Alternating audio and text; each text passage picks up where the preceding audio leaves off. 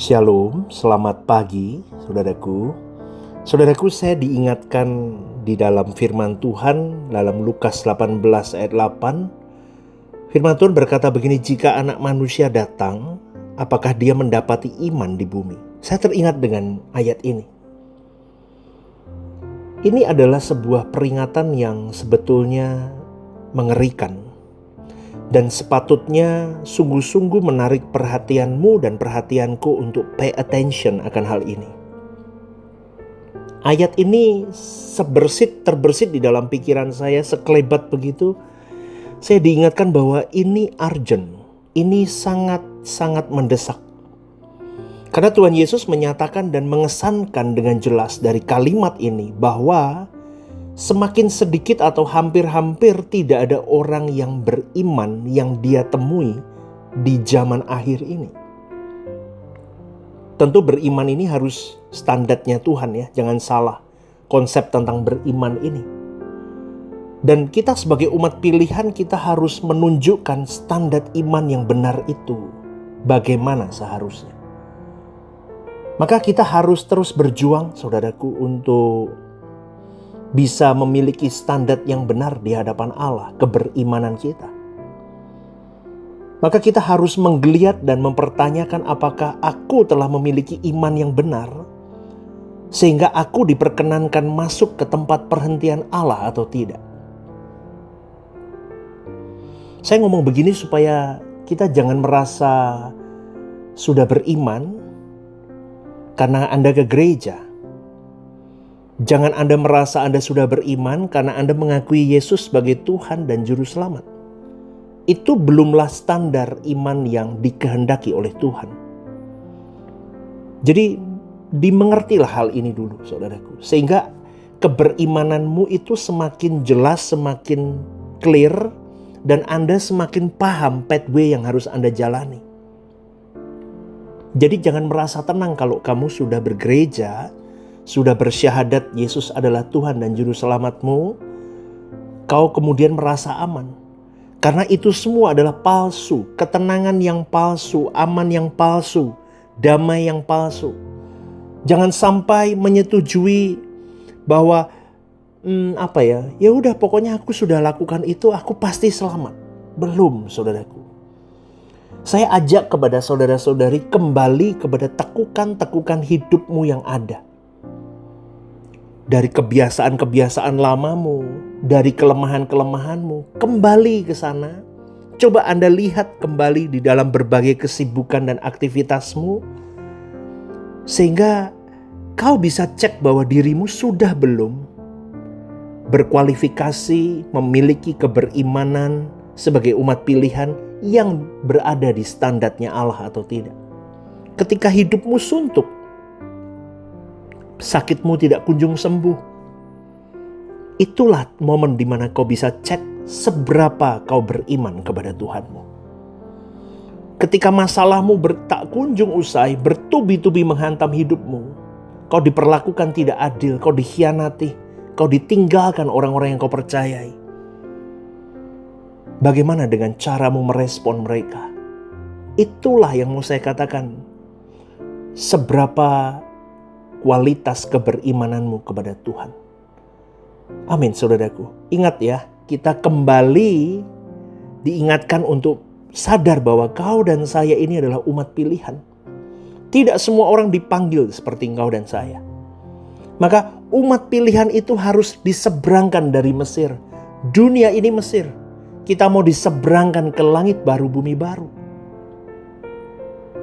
Jangan sampai kalimat ini ditujukan kepada kita sehingga aku bersumpah dalam murkaku, mereka tidak akan masuk ke tempat perhentianku. Saya berdoa kiranya itu dijauhkan dari kita semua saudaraku. Memang Tuhan seakan-akan tidak terganggu dengan perilaku kita yang sembarangan. Hari ini berbuat dosa, besok masih berbuat dosa, tahun depan masih berbuat dosa, tidak kunjung bertobat. Seakan-akan Tuhan itu tidak terganggu dengan yang kita lakukan, dengan keadaan kita yang tidak berkualitas, yang tidak sesuai dengan standarnya. Dia tidak terganggu seakan-akan. Tetapi sebenarnya saudaraku, Tuhan sangat terganggu dengan hal itu. Maka sekali lagi saudaraku, hiduplah benar. Hiduplah di dalam koridor ilahi. Karena Tuhan ingin kau dan saya memiliki iman yang sesuai dengan standarnya Tuhan. Dan iman standar Tuhan itu seperti yang ditulis di dalam Ibrani 12 ayat 2. Ketaatan Yesus kepada Bapa di surga, itulah standar iman yang benar. Kita tidak pernah sungguh-sungguh memperkarakan betapa bencinya Allah terhadap dosa. Kita tidak pernah memperkarakan sungguh-sungguh dalam hidup kita betapa muaknya Allah terhadap kenajisan dosa kita. Kita tertipu dengan diri kita sendiri. Kita tertipu oleh kuasa gelap seakan-akan gak apa-apa, Allah toleransi kok terhadap kelemahan kita. Gak apa-apa, Allah itu toleransi kok terhadap kekurangan kita. Sehingga kita tidak sungguh-sungguh berusaha untuk hidup benar, hidup kudus, hidup tidak bercacat, tidak bercela di hadapan Allah. Apalagi kalau kita sudah melihat catatan hidup kita yang sudah kita lalui. Aduh saudaraku, betapa sulitnya untuk hidup suci. Sampai-sampai kita mau putus asa loh rasanya. Maka Ibrani 12 ayat 2 menunjukkan bahwa standar iman kita itu adalah ketaatan pribadi Yesus kepada Bapanya Elohim Yahweh itu. Apapun keadaan kita mau berkata, aku mau seperti Yesus hidup. Hidupnya hanya untuk kepentingan Bapanya. Lalu di ayat berikutnya Tuhan berkata, di dalam pergumulan kamu melawan dosa, kamu belum sampai mencucurkan darah. Dosa artinya kodrat yang ada di dalam diri kita yang tidak sesuai dengan maunya Allah. Yang tidak sesuai dengan pikiran Allah, yang tidak sesuai dengan perasaan Allah. Di dalam pergumulan kamu melawan dosa, kamu belum sampai mencucurkan darah. Dan sudah lupakah kamu akan nasihat yang berbicara kepada kamu seperti kepada anak-anak? Hai anakku, janganlah anggap enteng didikan Tuhan. Dan janganlah putus asa apabila engkau diperingatkannya. Karena Tuhan menghajar orang yang dikasihinya. Dan ia menyesah orang yang diakuinya sebagai anak. Itu kata firman Tuhan. Tuhan mau kita menjadi anak-anak yang sah. Huios, pewaris-pewaris kerajaan Allah, saudaraku. Allah tidak punya bisnis lain. Allah hanya memiliki satu bisnis, yaitu keselamatan. Yang mengubah individu menjadi anak Allah yang sah. Itu bisnisnya Allah. Dan perubahan ini simetris, analog dengan perjalanan bangsa Israel dari Mesir ke Kanaan. Kalau perjalanan bangsa Israel dari Mesir ke Kanaan menempuh jarak, tetapi perjalananmu dan perjalananku menempuh perubahan kodrat, saudaraku. Melalui apa? Ya melalui masalah-masalah hidup itu. Kau ditempa dari berbagai sisi. Itulah tempuhan perjalanan perubahan hidup kita. Dari seseorang yang kodratnya dosa menjadi seseorang yang berkodrat ilahi. Itu yang harus kita lakukan, kita perjuangkan. Amin, saudaraku. Kalau di dalam Ibrani pasal 12 dikatakan menjadi orang yang mengambil bagian di dalam kekudusan Allah. Itu saudaraku. Tidak ada bisnis Tuhan yang lain. Ingat baik-baik, bisnisnya Tuhan adalah keselamatan. Mengubah setiap jiwamu dan jiwaku dari anak gampang menjadi anak Allah yang sah. Dari notos menjadi huios. Itu bisnisnya Allah. Ingat baik-baik, kalau kita membaca dalam Yohanes pasal 15 mengenai pokok anggur, Bapa Elohim Yahweh itu sebagai pengusahanya. Yesus sebagai pokoknya.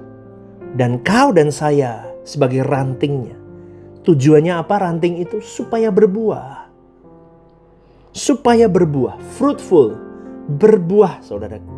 Buah itu apa? Kalau kita menghisap atau kita menyerap getah dari pokok anggur itu, kita akan menghasilkan buah. Buah itu dari serapan karakter, dari watak pribadi Yesus itu. Harus kita serap maka kita bisa membuahkan karakter, membuahkan ucapan, membuahkan tindakan, membuahkan pikiran, membuahkan perasaan seperti Yesus itu sendiri. Itu Kristen, saudaraku. Ini yang mau saya ajarkan setiap pagi. Semoga Anda memahami ini. Ini baru yang namanya Kristen. Artinya apa? Masalah hidup boleh banyak, tapi semuanya itu untuk merangsangmu dan merangsangku. Untuk semakin menyerap hidup Yesus di dalam kesulitan-kesulitan, di dalam kesenangan-kesenangan hidup. Semua diramu jadi satu untuk kita memiliki serapan karakter dan watak Tuhan Yesus di dalam hidup kita. Itu buahnya. Jadi kalau hari ini kau punya masalah yang cukup pelik dan tidak ada jalan keluarnya, itu berkat yang semakin besar dalam hidupmu. Jangan tenggelam di dalam masalahmu. Kristen itu tidak boleh tenggelam dalam masalah hidup. Kristen juga tidak boleh tenggelam di dalam kesenangan hidup. Karena semua yang dititipkan Tuhan di tanganmu dan di tanganku adalah alat untuk kita menyerap karakter Kristus melalui keadaan kita semakin sempurna, semakin lihai, semakin naik tinggi. Itu yang dimau oleh Bapa. Amin, saudaraku. Inilah perjalanan kita. Makanya tidak akan pernah ada orang yang bebas dari masalah mengiring Tuhan. Itulah perjalanan yang dilakukan seseorang memindahkan dari Mesir kepada tanah Kanaan. Dari dunia, cinta dunia, melekat kepada dunia, pindahkan hatinya ke surga. Itulah yang harus ada di dalam perjalanan hidupmu dan hidupku. Harus ada perkembangan, harus ada movement. Jangan ketinggalan, saudaraku. Karena usiamu mengikut Kristus harus sebanding dengan kualitasmu yang kau ikuti. 40 tahun aku jadi Kristen, seberapa matang kau menjadi orang Kristen? Maka harus memiliki pemahaman yang benar tentang kekristenan supaya engkau tidak tertinggal kekristenanmu. Kalau perjalanan bangsa Israel dari Mesir ke Kanaan itu menempuh jarak, perjalananmu dan perjalananku dari dunia ini ke langit baru bumi baru, itu menempuh perubahan-perubahan saat demi saat dalam hidup kita. Amin, saudaraku. Kristen tanpa perubahan berarti Kristennya palsu. Perubahan apa, pastor? Perubahan semakin seperti Yesus. Kalau Kristen mengalami perubahan tapi tidak seperti Yesus tetapi seperti dunia, itu bukan Kristen. Itu Kristen yang palsu. Dan ingat, saudaraku, Bapa mendidikmu dan mendidikku. Banyak orang yang tidak mengerti atau tidak mau mengerti hal ini. Mereka banyak merasa feel at home, seakan-akan dunia ini satu-satunya kesempatan dia menikmati hidup. Padahal kesempatan hidup yang Allah sediakan itu nanti kau nikmati di langit baru bumi baru dengan semua upah yang kau simpan sejak hari ini hidup di bumi ini, kau kumpulkan hartamu di surga. Maka kalau Bapak Ibu, saudara-saudari Jemaat Rehoboth Semarang, pasti Anda tahu, saya sering ngomong begini, saya tidak punya harta di bumi ini. Saya bukan seorang pendeta yang memiliki harta kekayaan dunia, saya tidak punya. Tapi saya memiliki harta kekayaan di surga. Apa itu, pastor? Banyak orang pasti bertanya, apa harta yang kau miliki di surga itu? Jiwamu, saudaraku. Jiwamu yang kujangkar, yang kuambil bawa ke surga. Itu hartaku. Maka apa yang saya lakukan di dalam pelayanan saya? Saya ingatkan di dalam diri saya pribadi sendiri, saudaraku, tiap saat. Jangan cari apapun di bumi ini selain cari jiwa dan store ke Tuhan. Cari jiwa, tangkap, store ke Tuhan. Cari jiwa sebanyak mungkin, store ke Tuhan. Ke langit baru, bumi baru. Terus. Itu upahku. Maka apa yang saya lakukan seperti renungan-renungan seperti ini pun tujuan saya itu, saudaraku. Maka saya tidak peduli dimanapun Anda berada, di siapapun yang mendengarkan, sampai dimanapun renungan ini sampai. Saya tidak tahu, saudaraku. Dalam negeri, luar negeri, saya tidak tahu. Tapi it's okay, everything saya cuma mau sampaikan, saudaraku. Ku jangkau jiwamu, ku jangkar jiwamu, ku tangkap jiwamu. Saya percaya renungan-renungan begini pasti akan mengubah banyak orang. Dan saya rindu setiap orang yang diubahkan mulai mengubah orang lain. Kau harus kumpulkan hartamu juga di surga. Kau jangkau jiwa sebanyak mungkin. Makanya jangan sibuk dengan masalah di dunia, saudaraku. Apalagi kau tenggelam dengan semuanya. Pastor ngomong begitu gampang. Pastor gak punya masalah. Siapa bilang? Anda kan tidak tahu permasalahan hidup saya. Kalau saya berjalan tanpa Tuhan, saya tidak mungkin sanggup hidup sampai hari ini dengan segala persoalan yang saya hadapi. Tapi kalau hari ini saya masih bisa berdiri, saya masih bisa melayani, dan saya masih ingin menjangkau jiwa orang-orang, itu bukan karena kuat gagahku, tetapi itu karena Tuhan yang bersama denganku. Dan saya rindu, saya menularkan virus ini untuk Anda mencintai jiwamu dulu. Selamatkan jiwamu. Kemudian getollah mencari jiwa. Kau harus menangkan jiwa orang. Dengan segala tools, cara yang ada di tanganmu. Gunakan itu. Untuk kemuliaan nama Tuhan. Dan menjangkau jiwa-jiwa. Jangan feel at home di bumi ini. Bumi ini akan habis, hangus, dan terbakar suatu hari nanti. Jangan sibuk kumpulkan harta di bumi ini. Tetaplah bertanggung jawab hidup. Tetaplah disiplin. Tetaplah komitmen, konsistensi, bekerja baik, tanggung jawab betul. Tetapi ingat, fokus utamamu, semuanya itu yang ada di tanganmu. Pekerjaan, pernikahan, keluarga, apapun itu. Untuk Tuhan saja. Amin, saudaraku. Ya, jadi memindahkan hati ke surga itu harus mencengkram jiwamu dan jiwaku. Menyatu di dalam jiwa, daging, dan darah kita. Sehingga kita menerima ini sebagai realitas bahwa aku harus segera memindahkan hatiku ke surga. Aku harus menyelesaikan bisnis Tuhan ini. Walaupun kita belum melihat langit baru, bumi baru sebetulnya ya. Kita belum melihat Yerusalem baru. Tapi jiwa kita sudah bisa melihat dengan mata iman kita. Aku tercengkeram oleh realita janji Allah tentang perhentiannya yang sempurna itu di LB3 itu. Tidak usah nunggu sakit, Anda baru sungguh-sungguh sama Tuhan. Tidak usah nunggu bangkrut, Anda baru sungguh-sungguh sama Tuhan. Amin gak nih? Saya ngomong begini maaf ya. Karena banyak orang dablek, keras kepala. Dengerin renungan begini pun gak berubah, saudaraku. Ya. Gak usah diancam dengan ancaman nyawamu kau baru cari Tuhan. Tapi mulailah, tidak usah menunggu. Mestinya kau sudah mulai sungguh-sungguh menghayati. Bagaimana kau hidup hari ini? Apakah aku sudah memindahkan hatiku ke surga? Apakah aku sudah bekerja di dalam bisnis Bapakku dengan benar apa belum? Hendaknya jiwamu dan jiwaku dicengkram oleh realita bahwa kita adalah musafir yang sedang dituntun Bapa menuju kepada kerajaannya. Renungan ini semoga jadi berkat untuk dirimu, saudaraku. Ayo bergegas ya, cintai Tuhan. Kita mau bareng-bareng kelola bisnis Bapa kita. Di bumi seperti di surga. Dan di surga kita bisa menikmati kekekalan bersama dengan Bapa dan Tuhan Yesus. Ya, selamat pagi saudaraku. Tuhan memberkati hidupmu hari ini.